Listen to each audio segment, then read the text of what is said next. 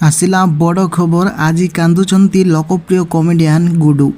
समस्त को हसाउथिबा कॉमेडियन गुडू आज कांदुचंती।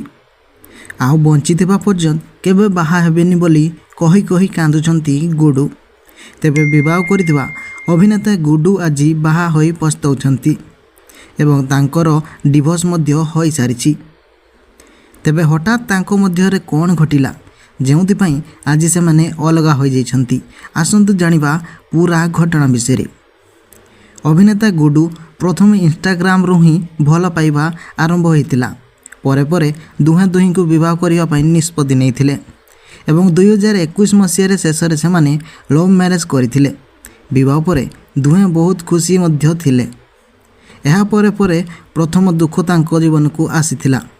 तांको माँ गुडू को छाड़ी सबुदिन पाई चली जाइथिले।